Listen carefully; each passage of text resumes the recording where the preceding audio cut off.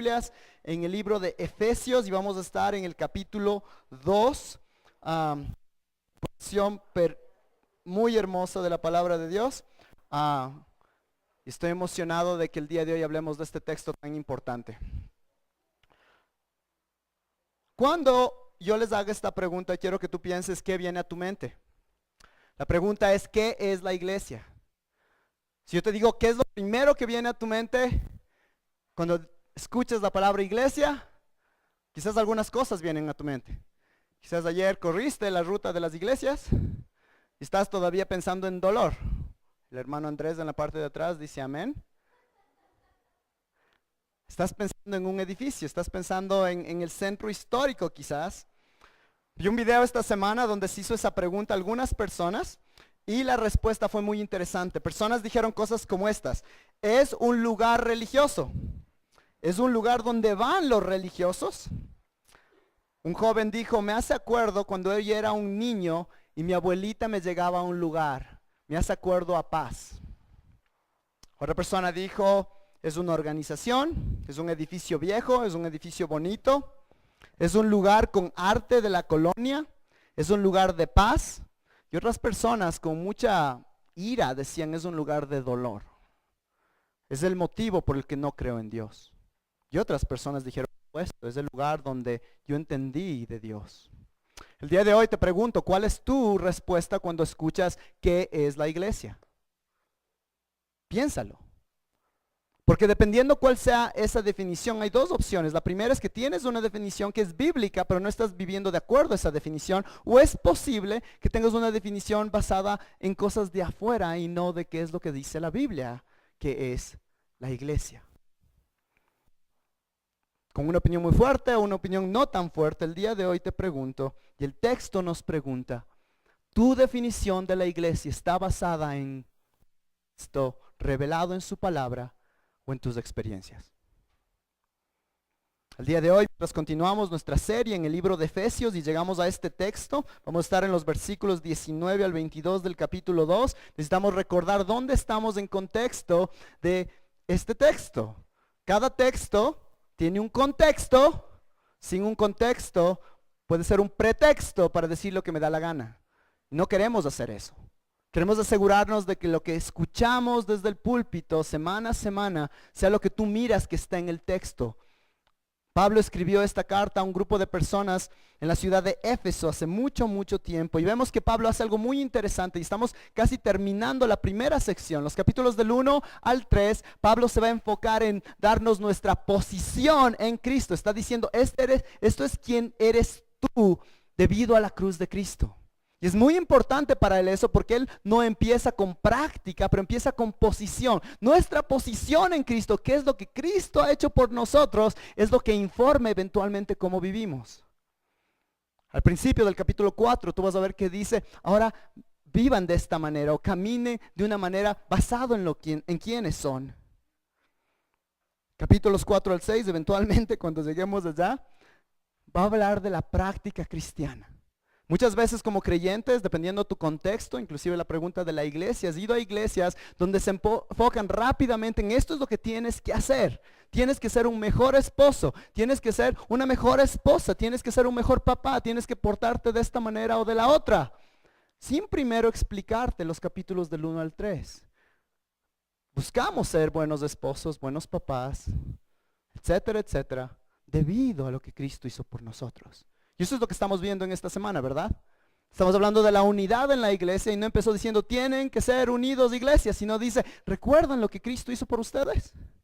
¿Recuerdan la gran separación que había entre un Dios santo, santo, santo y un pecador vil como tú y como yo? ¿Recuerdan? Cristo en su carne terminó ese problema. ¿Cómo te atreves ahora, el día de hoy, a separarte con otras personas? Porque no tienen tus mismos gustos, porque no hablan tu mismo idioma, porque vienen de otro país, etcétera, etcétera, etcétera. Y vamos a ver en esta porción desde el versículo 11 hasta el versículo 22, que es una porción en el cual vemos un tema que del 11 al 13, capítulo 2, versículos 11 al 13, Pablo anuncia esta unión y está diciendo, los judíos y los gentiles, la separación más grande que te puedes imaginar, ya ha sido resuelta. Versículos 14 al 18, Pablo va a explicar cómo estos pueblos enemigos fueron encontrados y ahora tienen paz. ¿Y se acuerdan qué era la paz? Cristo. No era la idea abstracta de que la paz es un sentimiento, es una idea, es un ideal, es una persona y esa persona es Cristo. Y debido a Cristo, ahora Dios dice, podemos ver en el texto, en la porción anterior, desde el versículo 13 hasta el versículo 16, donde después Él dice que Él ha creado una nueva humanidad. Y esto es increíble, hermanos, porque lo que está diciendo aquí es que ahora gentiles y judíos ahora crean esta nueva idea, esta nueva identidad, que es la iglesia, que es una nueva humanidad. ¿Has pensado que la iglesia es una nueva humanidad? Que cuando tú vienes y pasas por esas puertas y vas y eres parte de una iglesia, porque no es del edificio, tú estás construyendo tu identidad como parte de esa nueva humanidad. Un ciudadano de una nueva humanidad, mi hermano y mi hermana. Hoy, si el Señor lo permite, vamos a ver los versículos 19 al 22, en el cual vamos a ver que ahora, para terminar esta idea, vamos a ver las consecuencias de vivir en esa unidad. Debido a todo lo que Cristo ha hecho, vamos a ver una unidad distinta. Y no solamente es la unidad por ser unidos, pero vamos a ver cuál es su objetivo.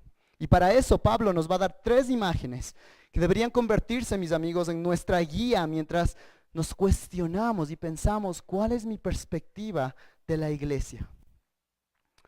Hermanos, gran parte de este libro, recuerden, es el ayudarnos a entender, pilas porfa, que la salvación no es solamente algo que nosotros recibimos y después, como hemos dicho semana a semana, un día decimos que yo ya soy salvo.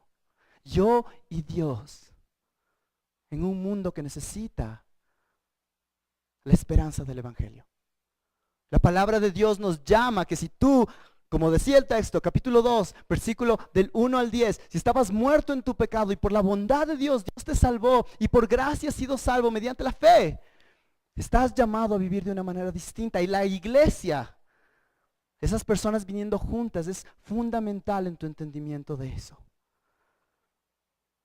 Estamos llamados a vivir de manera distinta. Y es por eso, hermanos, que mientras empezamos esta parte, quiero asegurarme de que no empezamos esta parte tan solo diciendo, ay, qué plenas estas imágenes, como cuadritos en una pared, en la cual estás viendo, llegas a un museo o lo que sea, y regresas a ver, y la primera imagen, dices, ah, qué pleno, la iglesia ha sido como una nueva ciudadanía, ah, qué interesante.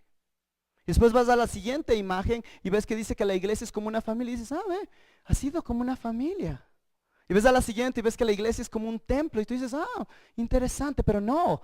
El punto, una vez más, amigos, aquí es que el Espíritu Santo quiere que tú compares tu vida y salgas de aquí pensando, ¿cómo yo soy parte de esta imagen de que somos conciudadanos? ¿Cómo yo soy parte de ayudar de que la iglesia se sienta como una familia? ¿Cómo yo soy parte de que ahora somos un edificio que se llama un templo espiritual?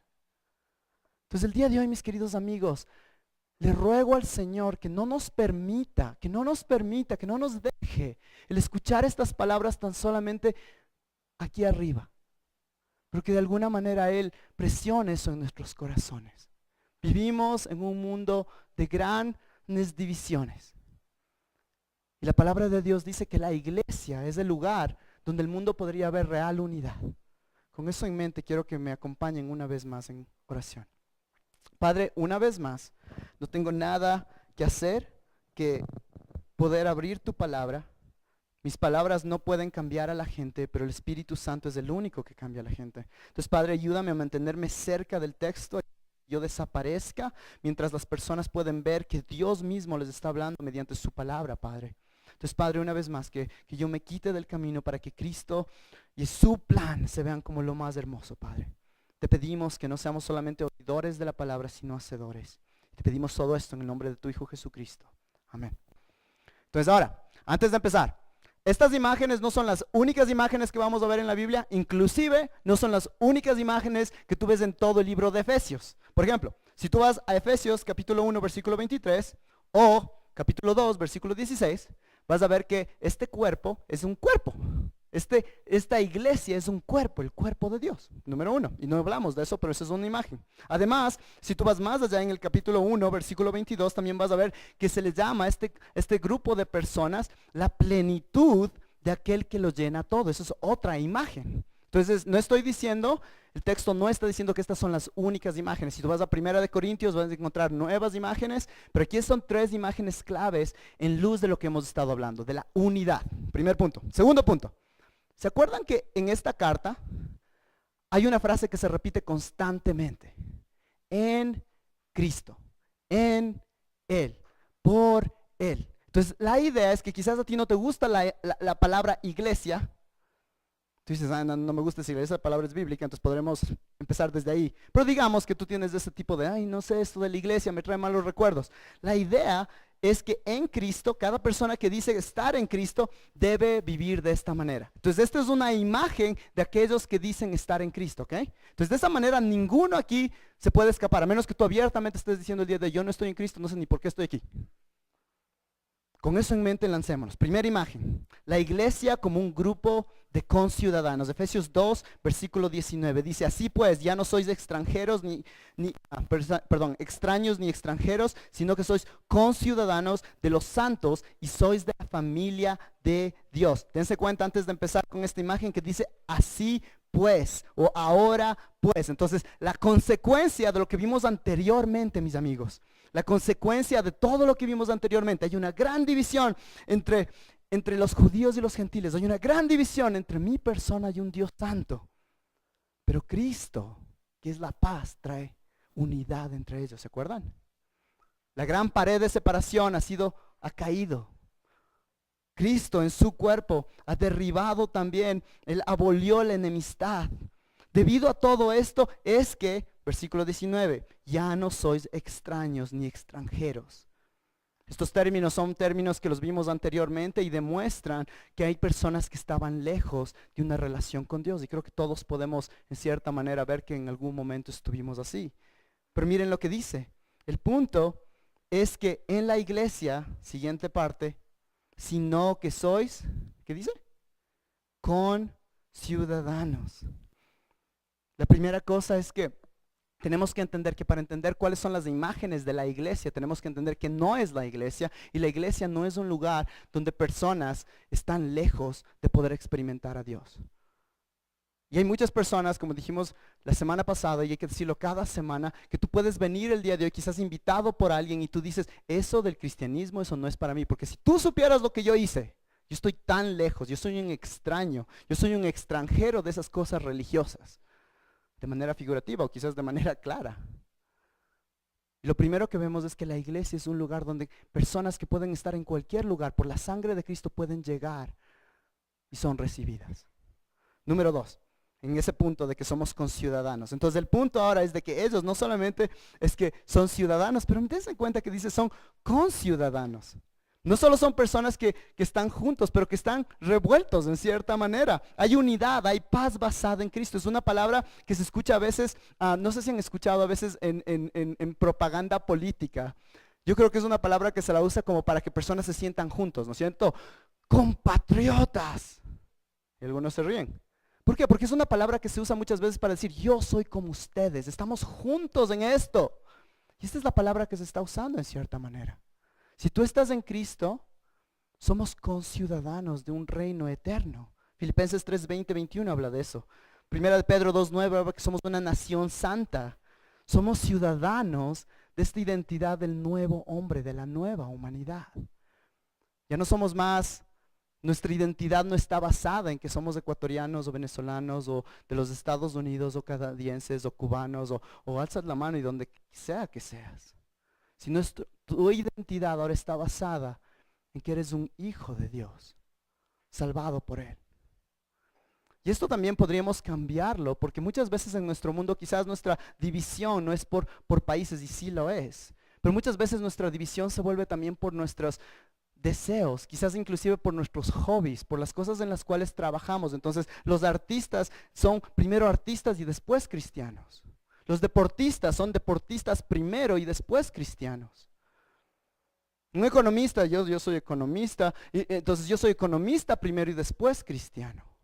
El día de hoy te pregunto, y el texto nos llama a que nos preguntemos, ¿cuál es esa cosa que tú buscas, tu identidad, que tratas de ponerle por encima de ser cristiano?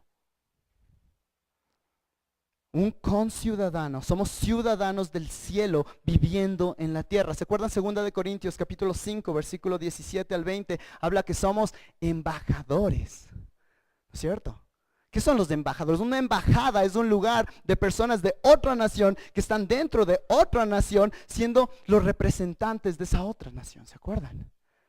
Y la idea de eso es de que el evangelio nos está diciendo, Dios nos está diciendo, ustedes son ciudadanos del cielo y están viviendo en esta tierra ahorita por un tiempo. ¿Y su rol es cuál?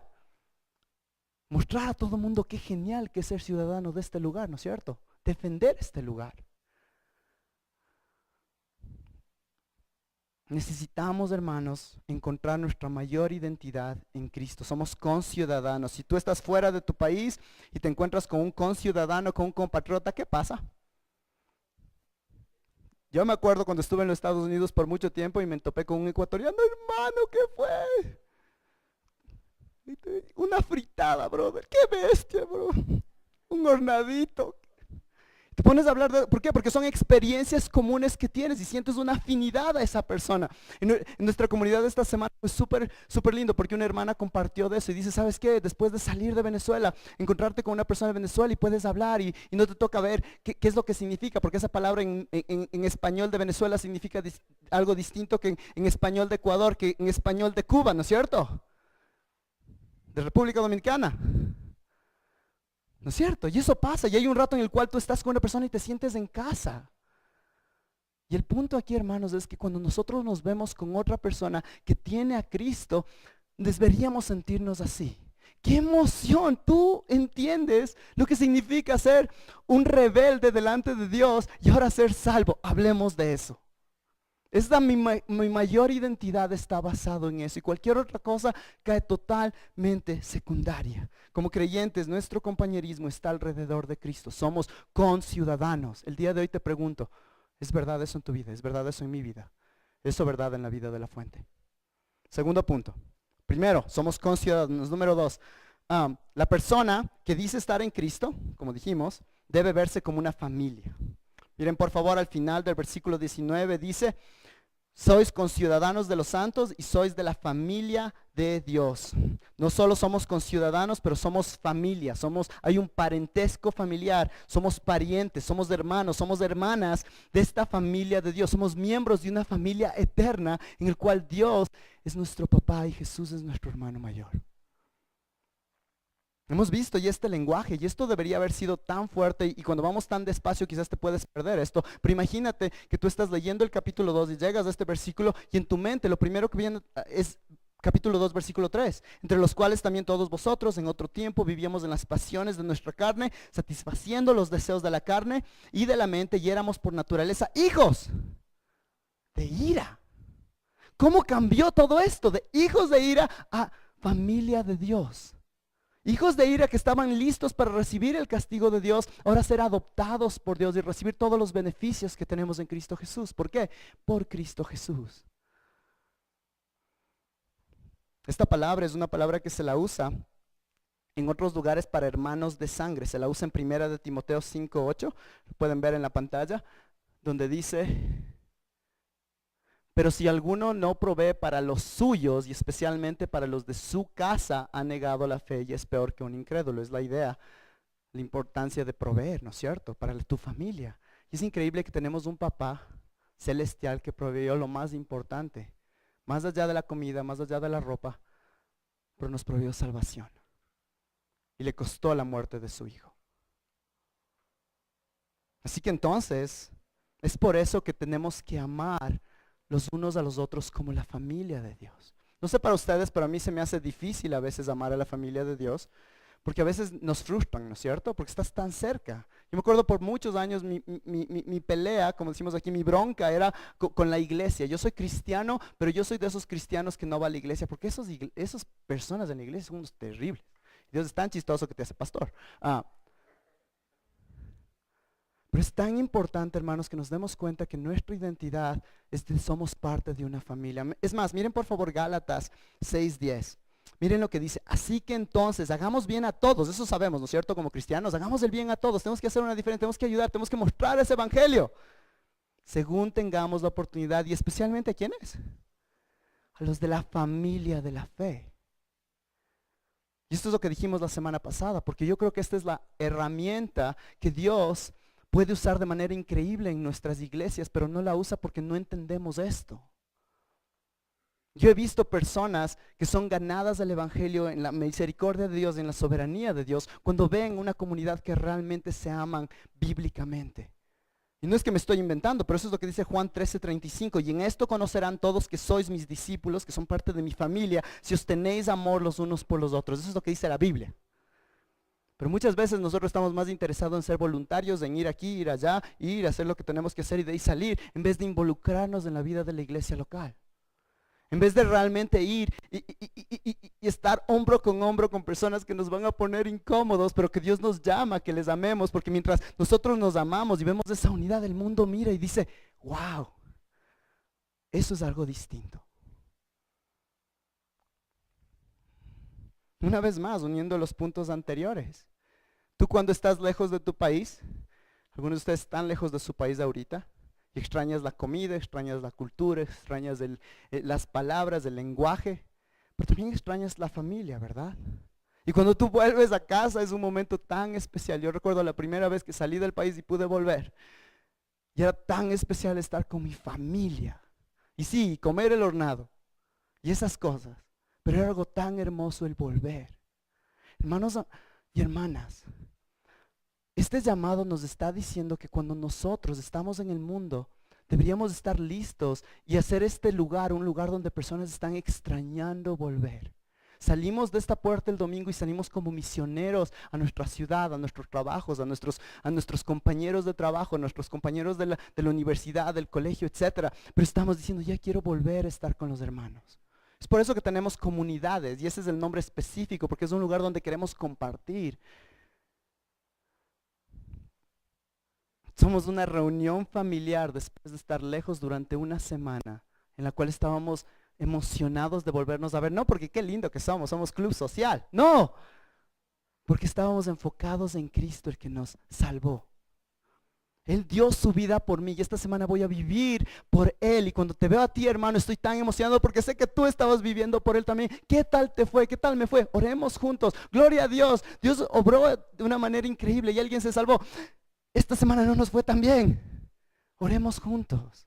¿Se dan cuenta ese tipo de unidad que eso trae? Más allá que tu equipo de fútbol favorito. Más allá que tu profesión. Más allá que tu país. Tercer punto. Entonces, somos conciudadanos, somos una familia y Pablo va a pasar la mayoría del tiempo y va a desarrollar cuidadosamente esta tercera imagen. Somos conciudadanos, somos familia y la tercera es que somos un edificio, un templo. Por favor, acompáñenme mientras leemos los versículos 20 al 22. Edificado sobre el fundamento de los apóstoles y profetas, siendo Cristo Jesús mismo, se me perdió un ratito, la piedra angular, en quien todo el edificio bien ajustado va creciendo para ser un templo santo en el Señor, en quien también vosotros sois juntamente edificados para morada de Dios en el Espíritu. Y esto es tan importante, hermanos. Para los que les gusta recordar las cosas, vamos a ver 3 puntos aquí, algunos están en su boletín. Vamos a ver que ser el templo tenemos un fundamento, tenemos un crecimiento y tenemos un propósito. Para ustedes que les gusta recordar cosas más fácilmente, quizás puedes poner fundación, formación y función. Entonces vamos a ver primero fundación, nuestro fundamento. De la misma manera, amigos, de que hay personas que si tú les preguntas ¿qué viene a tu mente cuando piensas en la iglesia? Y vimos todas esas ideas. Puedes hacer la misma pregunta un poquito distinta y decir, ¿qué es lo necesario para que algo sea una iglesia? Y personas te van a dar un montón de cosas. Una iglesia en realidad está basada en que somos linda gente delante de este mundo malo. Ser una iglesia en realidad es que hacemos una diferencia. Ser una iglesia en realidad es que somos panas todos. Es que no decimos malas palabras. Hay iglesias honestamente donde hay tanto legalismo que es como que ser iglesia en realidad es que tú no has fumado, no has tomado, no has bailado desde hace Es más, en los Estados Unidos y alrededor del mundo estás empezando a ver un fenómeno que se llama las iglesias ateas. Exacto. Iglesias ateas, ¿no? Es la idea de muchas personas que han salido de las iglesias, pero no quieren saber nada con Dios, pero extrañan la idea de tener un lugar donde vas y te sientas y saludas y conversas un ratito, después cantas un poquito, después tienes un tipo de tiempo juntos y después alguien se sube y da algún tipo de charla, en ese caso una charla motivacional que te haga sentir más chévere acerca de ti mismo y de ahí sales. Pero por favor no le traigas a Dios en la imagen. Pero queremos, nos gusta esa imagen. Yo me acuerdo que yo estaba, ese es lo que leí en un artículo, yo recuerdo cuando yo era chiquito, yo iba a ese lugar y me trae tan buenos recuerdos, pero eso de Dios yo no puedo creer. Entonces, ¿cómo podemos tener una iglesia atea? Y eso es verdad. ¿Qué es lo que dice este texto, mis amigos? La Biblia dice que el fundamento para ser familia, el fundamento para ser conciudadanos, versículo 20, edificado sobre el fundamento de los apóstoles y profetas. Los apóstoles y profetas son personajes históricos que comenzaron la iglesia universal. Al empezar nuestro estudio en Efesios capítulo 1, versículo 1, Pablo dice, Pablo, apóstol. Los apóstoles fueron hombres que vieron al Cristo resucitado y fueron comisionados por Él para predicar el Evangelio. Ahora, eso vimos, y si quieres saber más de los apóstoles, puedes ver algunos de los audios de las otras semanas, porque hablamos bastante de eso, ahorita no tenemos tiempo, pero dense en cuenta de algo interesante. No dice de los profetas y los apóstoles. Eso sería de manera secuencial, ¿no es cierto? Porque los profetas serían en el Antiguo Testamento y los apóstoles en el Nuevo, ¿no es cierto? Pero no dice eso, sino dice los apóstoles y los profetas. ¿De quién se refiere? Hay profetas del Nuevo Testamento. Tú puedes verlos, no hay muchos ejemplos y esto es muy importante de darnos cuenta, pero tú ves profetas del Nuevo Testamento en Hechos 11, en Hechos 13, y esto es importante entender de que eran personas que Dios usó de una manera única y especial en un tiempo específico de la iglesia. Dense en cuenta lo que está pasando aquí, por favor. Y esto es clave, hermanos, porque en nuestro contexto hay muchas personas que tú quizás has escuchado. Vienes de que mi iglesia antes tenía un apóstol. Y aquí, el Pablo y el J. Pero no, Dios va a la iglesia del apóstol. Ven a mi iglesia porque hay un apóstol. ¿Y a qué se refiere esto, amigos? Porque aquí tienes apóstoles y profetas. Recuerda que estamos en un tiempo súper distinto. Por mucho tiempo los judíos y los gentiles estaban dividiendo. ¿Por qué? ¿Se acuerdan la semana pasada? Por la ley. ¿Y la ley quién la creó? Dios. Entonces estaban separando de acuerdo a estas cosas que Dios había puesto y había causado separación. Y los judíos y los gentiles no se podían ver por esto. Y ahora Pablo tiene la osadía de decir, ahora están juntos. Ya, listo, ahora sí, ya, dejen. Y la ley que ustedes tenían que seguirla tan a rajatabla, ya no importa, ahora lo importante es que tú creas en Jesucristo.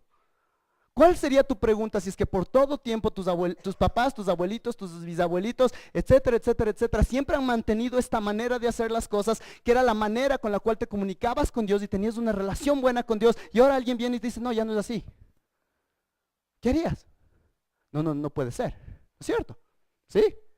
Dirías, no, ¿y cómo sé que lo que me estás diciendo es verdad? ¿Cómo sé que no me estás mintiendo? Los apóstoles y profetas tienen señales y milagros de Dios de tal manera en la cual ellos están validando que esto que está pasando es realmente de Dios. ¿Se dan cuenta? Eso es muy importante para darnos cuenta el día de hoy. Inclusive la tinta de la Biblia todavía ni siquiera está seca, está fresquita. Entonces Dios está usando apóstoles y profetas en ese tiempo para validar, para que personas digan, wow, eso tiene que ser de Dios porque mira lo que están haciendo. El problema es este, mis amigos, que el día de hoy la tinta ya no está fresca, la tinta está seca. En ese entonces ni siquiera habían todos los libros que ahora tienes en el Nuevo Testamento. Entonces tenía Dios que obrar de una manera en la cual las personas puedan decir, tienes toda la razón, eso tiene que ser de Dios. Ahora ya no necesitamos. Eso es por eso que el día de hoy tú ya no necesitas apóstoles. Porque tú no necesitas personas que digan, tienes que creer lo que dice Dios. Porque Dios ya se reveló mediante su Hijo. ¿No es cierto? Pablo predicó en Hebreos, ¿se acuerdan? ¿Cómo se revela Dios? Mediante su Hijo, ¿se acuerdan? Ya tenemos todo eso. Es por eso que el día de hoy no necesitamos apóstoles y profetas. La fundación de la iglesia ya está seca. No necesitamos nueva revelación. No necesitamos que hacer ese tipo de cosas. Algo también muy importante aquí, no sé si les ha pasado, pero en los dibujos animados siempre tenías que alguien ponía el cemento, ¿se acuerdan? Y de ahí pasaba Tom y Jerry. Le hacía pedazos a todo. Y estaba no seca todavía ese cemento. Muchos cristianos actúan de esa manera el día de hoy. Piensan que la iglesia y su cimiento todavía está todavía así. Por eso necesitamos todo este tipo de cosas para que ojalá las personas crean en nosotros. Y eso en realidad lo que muestra es que no confiamos en la palabra, en la revelación de Dios. Esta fundación, esos milagros, esas profecías estaban basadas para validar que este era un nuevo movimiento de Dios, mis amigos. Pero al mismo tiempo hay una segunda parte que es importante. Todos esos milagros y todas esas cosas, ¿qué hacían? Decir, vean, yo soy un profeta, qué bacán que soy. No, apuntaban a Cristo. Miren el resto del versículo, por favor. Edificado sobre el fundamento de los apóstoles y profetas, siendo Cristo Jesús mismo la piedra angular. Y esto es muy, pero muy importante. Cristo es la piedra angular. Los apóstoles entonces no son la fundación, sino sus enseñanzas conectan a que personas vean que Cristo es la fundación. Hemos visto algo totalmente nuevo el día de hoy, en el cual Cristo sobrepasa cualquiera de las cosas rituales anteriores. Pero Cristo es el centro de las cosas. Por eso es que queremos ser una iglesia cristocéntrica, porque todo apunta a Cristo. ¿Y qué Cristo? El Cristo que lo vemos en la Escritura. El Cristo revelado por los apóstoles y profetas.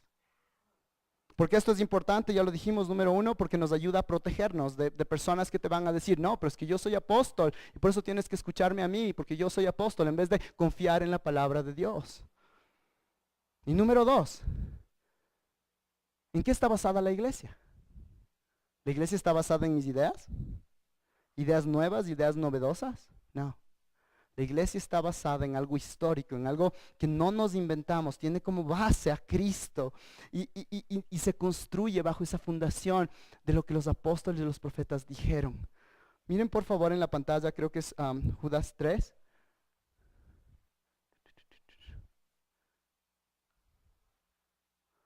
Amados, por el gran empeño que tenía en escribiros acerca de nuestra común salvación, he sentido la necesidad de escribiros, exhortándoos a contener ardientemente por la fe que de una vez para siempre fue entregada a los santos, que de una vez para siempre fue entregada a ustedes. Qué hermosos versículos, mis amigos.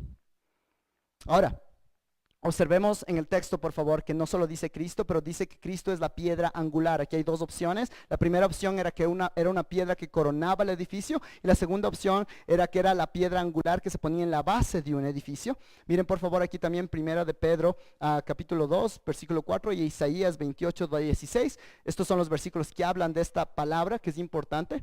Y miren lo que dice: y viendo a él como a una piedra viva, desechada por los hombres, pero escogida y preciosa delante de Dios. Vuelve al otro, miren, en Isaías.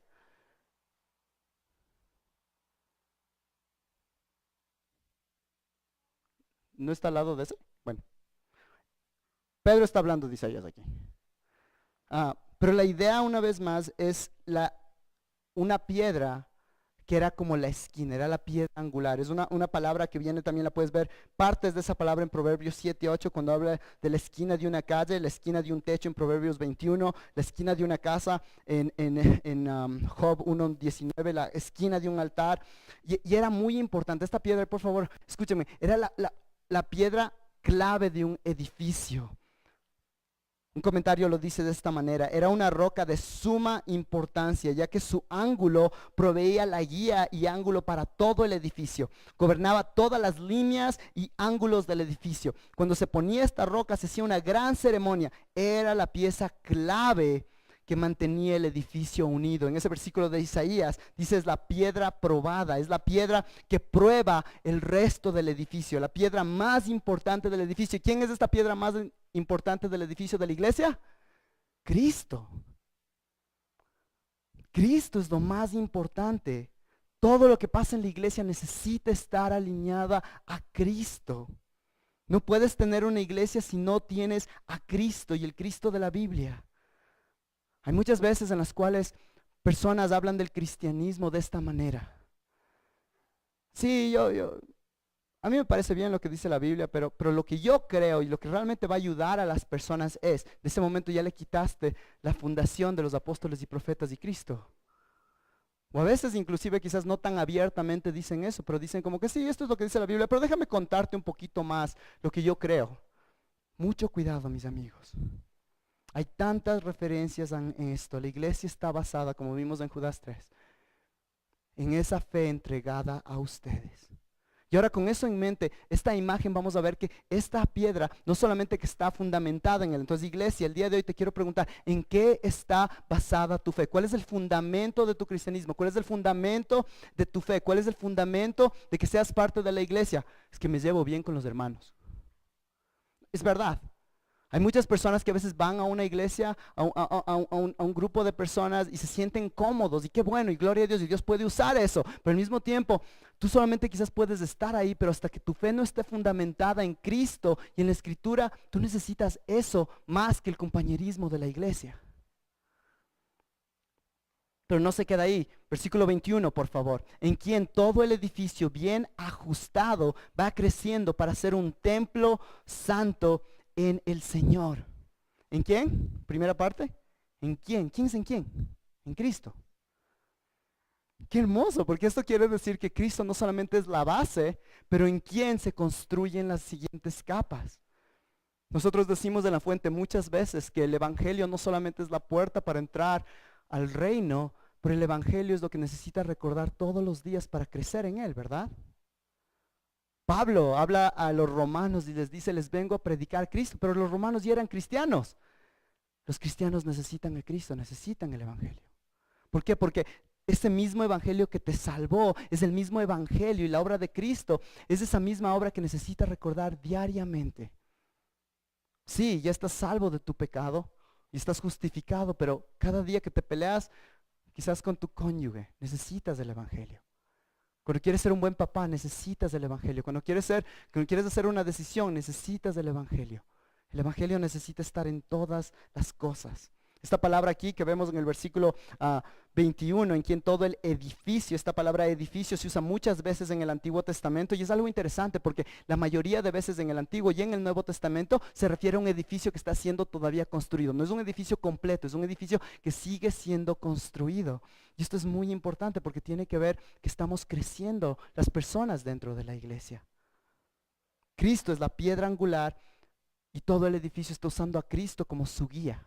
Entonces tú y yo somos como piedritas, y vamos a 1 de Pedro capítulo 2 una vez más, ¿no es cierto? Que todos somos piedras de este edificio santo, somos un cuerpo espiritual. Entonces cada creyente está viendo a Cristo y diciendo, ¿cómo yo me alineo? ¿Se acuerdan? Era la esquina, y cómo yo me alineo en esa esquina una y otra vez. Entonces nuestras vidas todo el tiempo estamos tratando de alinearnos a quién es Cristo.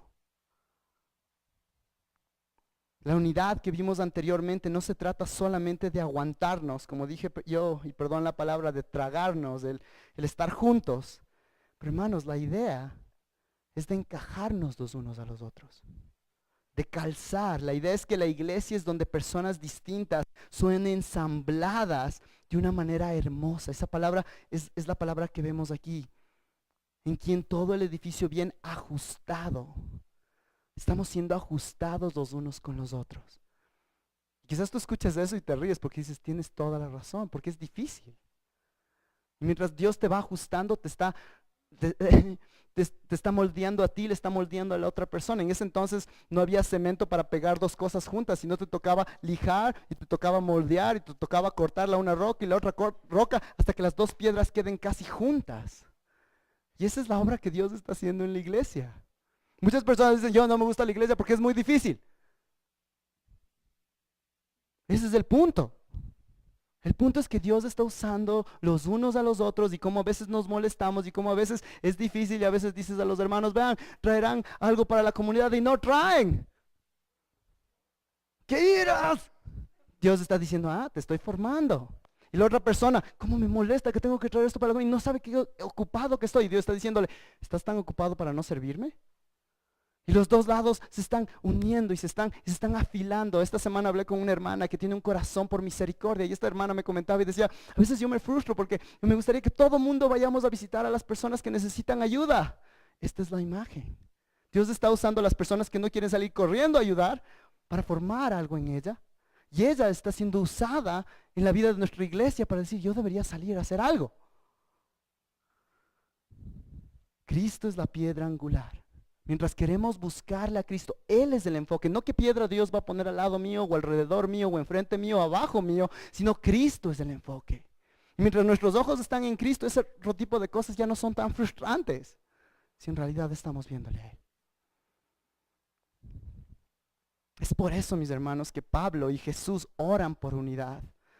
Oran que la iglesia crezca en integrarse de tal manera que es hermosa y funcional. Un teólogo lo pone de esta manera.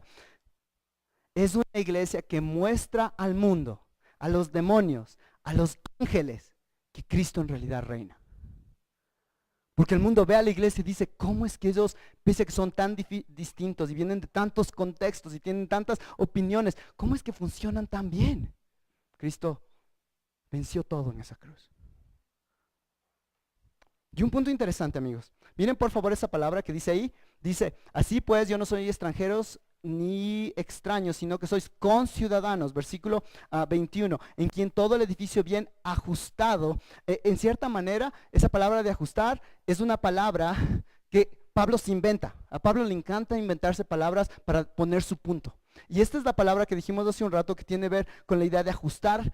Pero él pone la palabra ajustar con el prefijo de juntos, y él usa muchas veces ese tipo de palabras. Entonces, con ciudadanos es ciudadanos juntos, ajustados es ajustados juntos. Si es que vamos, por favor, acompáñenme en capítulo 2, versículo 5. Miren lo que dice. En cuanto estábamos muertos de nuestros delitos, nos dio vida juntamente. Es lo mismo, es juntos con ese prefijo.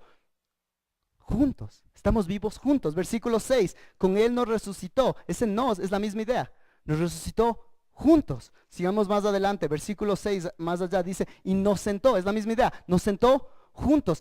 Pablo sigue haciendo eso, usa ese verbo y después pone esa palabra, ese prefijo que significa juntos, para darnos la idea de que la iglesia es algo juntos. Pausa, dije mal. El estar en Cristo es algo juntos. No, es que yo amo a Cristo, pero a mí sí no me gusta la iglesia. Es que yo y Cristo somos panas, pero esas iglesias, hermanos, yo no estoy diciendo eso como alguien que no ha experimentado eso. La iglesia a mí me ha lastimado. He visto personas muy lastimadas por la iglesia, pero Cristo dice que el dolor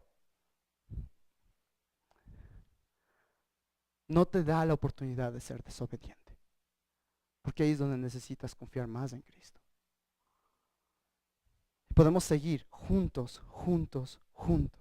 Este templo no está terminado. La iglesia necesita crecer. Y cuidado una vez más, porque aquí podemos darnos la definición del mundo de crecer. Muchas veces personas vienen y me dicen, Jota, tú eres pastor. Normalmente otros pastores, otras personas en el ministerio. ¿Y cuántas personas están en la fuente? No es la pregunta correcta. Porque tú puedes tener, y alrededor del mundo ves personas que tienen estadios con 40,000 personas y no se predica el evangelio. Y eso no es una iglesia que está creciendo.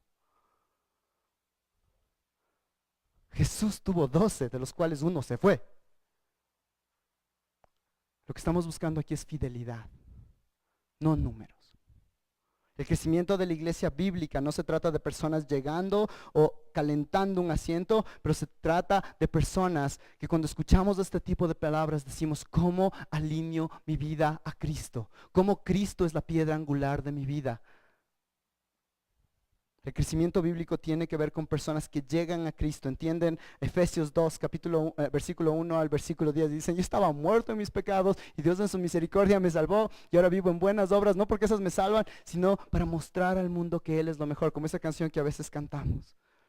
Quiero ser más y más como Cristo. Es una iglesia que tiene una pasión para parecerse más a Cristo y ayudar a que otras personas se parezcan más a Cristo. Y nuestras vidas están basadas en ayudar a que otras personas ya no estén enamoradas del mundo, pero están enamoradas de Cristo y que crezcan a ser más como Él. Hermanos, y esto tiene connotaciones bien prácticas, muy prácticas. Mientras yo estaba estudiando para esto de esta serie de Efesios, tú tienes que estudiar y ver el contexto histórico y ver qué cosas estaban pasando. Y en ese entonces en Éfeso había un gran templo, una de las grandes maravillas del mundo, el templo de Artemisa.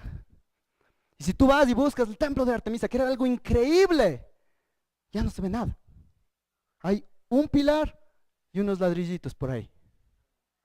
Y no sé si se han dado cuenta, pero no sé. Y yo no he estado en esa situación, pero parte de mí llegué y encontré y abrí y dije, eso es todo. ¿Por qué? Porque lo único que ves es la columna y unas piedritas en el piso. ¿Qué hacían que esas piedritas en el piso sean algo tan increíble que se les llamó una de las maravillas del mundo? Cuando estaban juntas con el resto del edificio. Muchos cristianos son como esas piedras. Les encanta estar solitos en su propia nota, pero necesitan estar juntos con lo que la palabra dice para que se vean de manera hermosa, para que sean parte del plan de Dios. No estoy diciendo que Dios no puede hablarte, de que no necesitas tu tiempo personal con Dios. Eso no estamos diciendo y eso vemos en la Biblia claramente. Pero esta carta no se llama Carta a Juan Fernando Moncayo, capítulo 2, versículo 21. Carta a los Efesios, esa era una iglesia local. Carta a los Corintios, era una iglesia. Carta a los Gálatas, era una iglesia. Timoteo es un pastor de una iglesia. Tito. Hermanos amados, el día de hoy te animo. Si tú tienes esa bronca en contra de la iglesia, una bronca en contra de abrirte, de crecer en una iglesia, no es de Dios. Y el día de hoy, si es que estás lastimado por una iglesia, honestamente, yo le pido al Señor que Él sane tu corazón, porque no estoy diciendo que no es verdad que no nos lastima la iglesia, sí nos lastima, pero Dios tiene un plan más grande.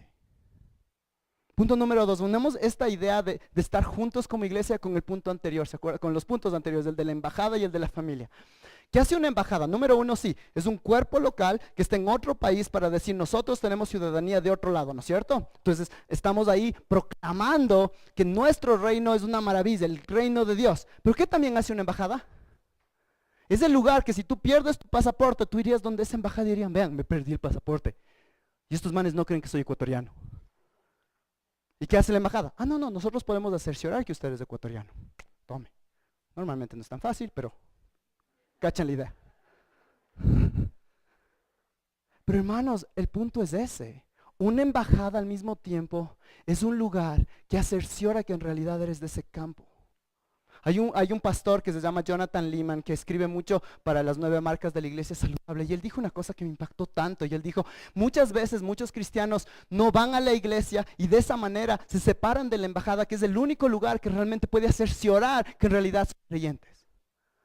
En la iglesia de ellos eso es lo que ellos dicen. Dicen, ¿sabes qué? Si no eres parte de la iglesia en el sentido de que asomas una vez, después asomas del siguiente año, después 2 años del siguiente año. Nosotros como iglesia, como embajada de Dios en este mundo, ya no podemos decir, oye, ¿estás con nosotros o no?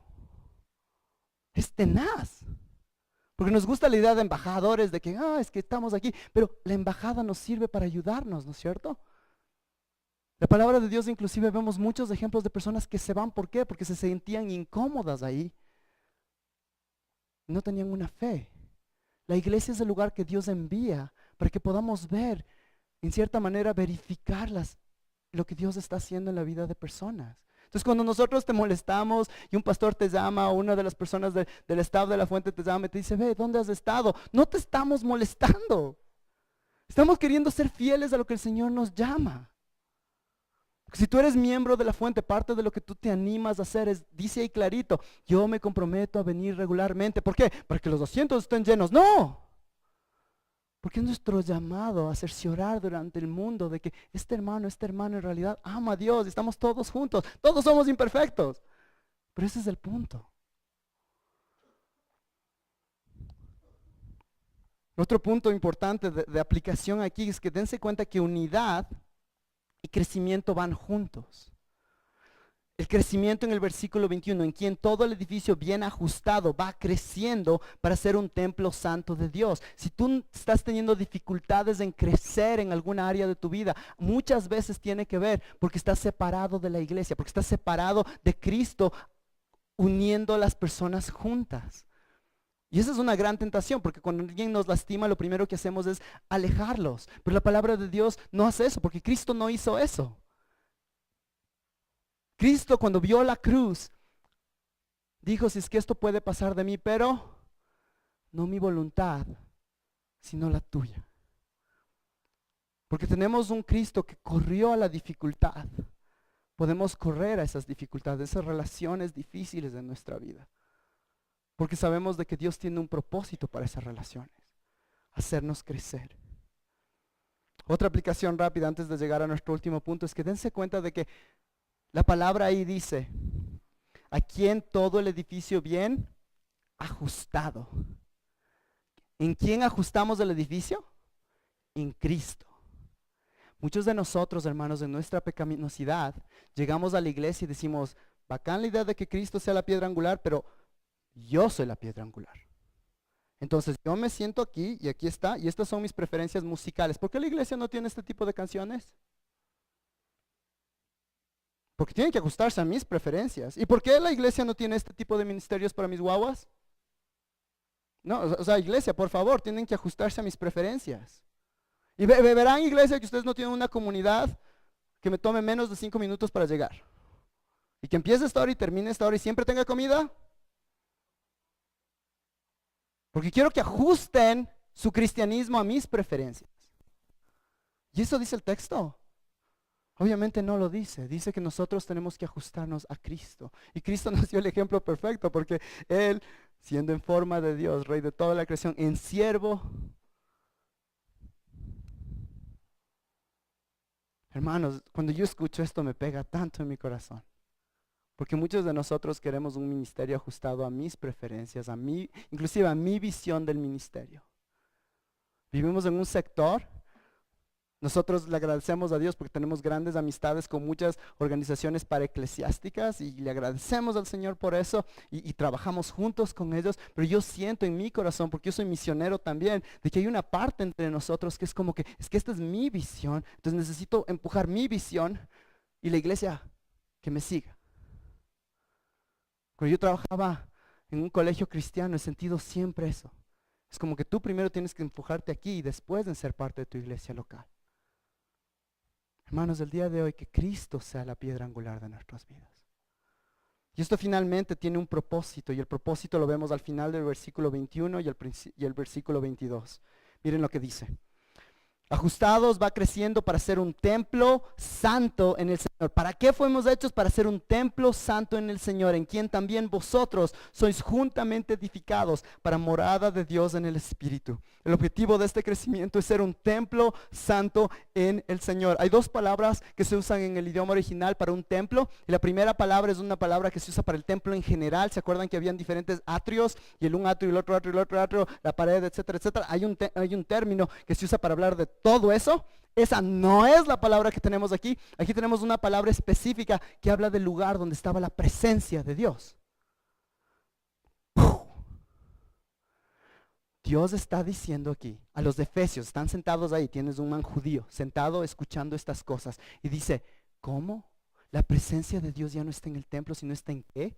En mi unidad con ese gentil. El gentil está aquí en este otro lado viendo y dice, ¿cómo?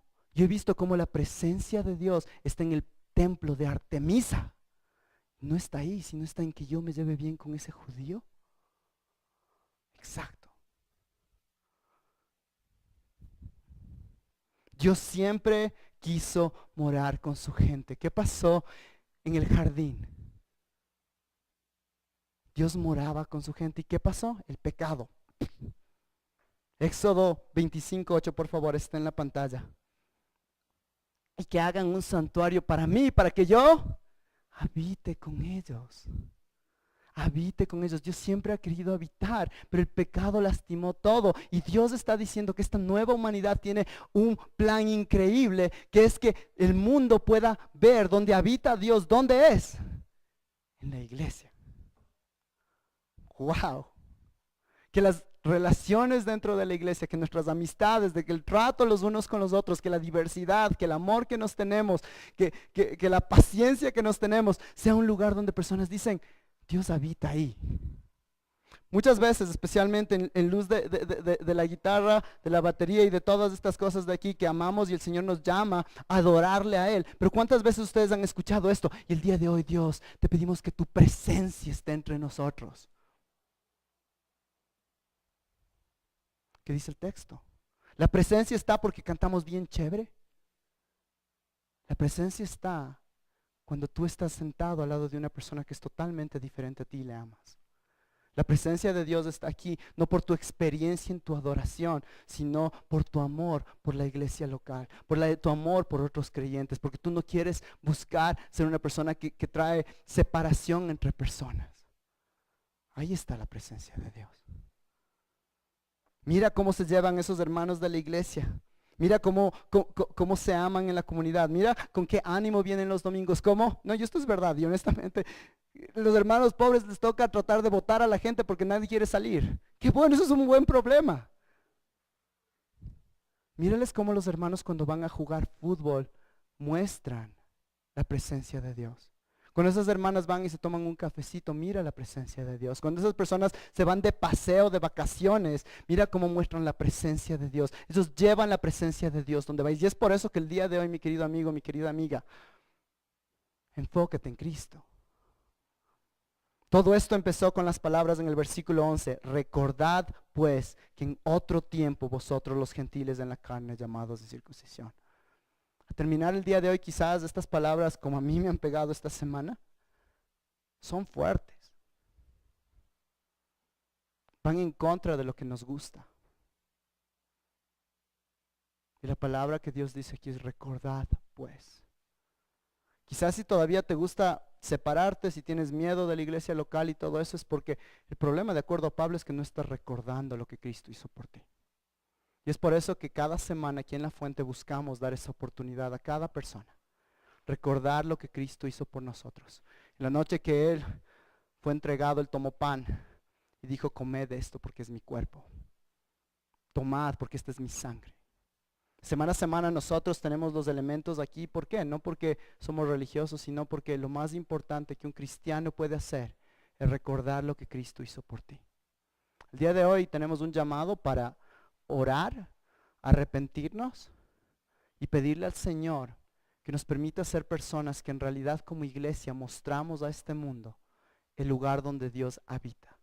Que su presencia se siente entre nosotros, porque somos personas que en la sangre de Cristo, porque no podemos nosotros mismos, somos personas de unidad. Somos personas que nos amamos, somos personas que buscamos lo mejor de la otra persona, somos personas que no nos separamos, pero somos personas que abiertamente queremos unidad entre todos aquellos que llaman a Cristo de un corazón sano. Recordemos en este tiempo. Padre, gracias por esta tarde. Padre, ayúdanos como iglesia a ser una iglesia que en realidad muestra que somos una familia. Una iglesia que en realidad muestra que somos conciudadanos y que nuestra identidad está en ti. Una iglesia, Padre, que en realidad es un templo, un edificio, Padre, un edificio que está basado en Cristo y su palabra, un edificio que está creciendo a parecernos más a Cristo, un edificio que está haciendo todas estas cosas para que sea un lugar donde el mundo pueda ver que el Señor habita ahí, Padre. Perdónanos cuando no hacemos eso. Padre, oro de que seamos una iglesia llena de gracia, pero de verdad. Que somos una iglesia con precisión teológica, pero al mismo tiempo con una pasión abierta por ti. Que somos una iglesia que pensamos cuidadosamente, pero que también somos compasivos y sentimos profundamente. Que tenemos una teología fuerte, pero también tenemos un amor más grande. Que somos una iglesia que amamos la libertad cristiana, pero estamos abiertos a ser disciplinados y a veces decir no a cosas porque sabemos que puede hacer a otro hermano caer. Te queremos pedir porque somos una iglesia que nos cuidamos como congregación, pero que al mismo tiempo tenemos una pasión por los perdidos que no están en una iglesia, Padre. Padre, te quiero pedir de que somos una iglesia que ama la diversidad, pero al mismo tiempo somos fieles a lo que tú dices en la palabra. Padre, te quiero pedir de que seamos una iglesia con grandes deseos de cambiar esta ciudad, pero al mismo tiempo que somos humildes, Padre, por lo que tú has hecho. Padre, te quiero pedir de que no nos permitas no ser esa iglesia, Padre. Ayúdanos a salir el día de hoy pensando en cómo estas palabras nos cambian a cada uno de nosotros. Y pedimos todo esto en el nombre de Cristo Jesús. Amén.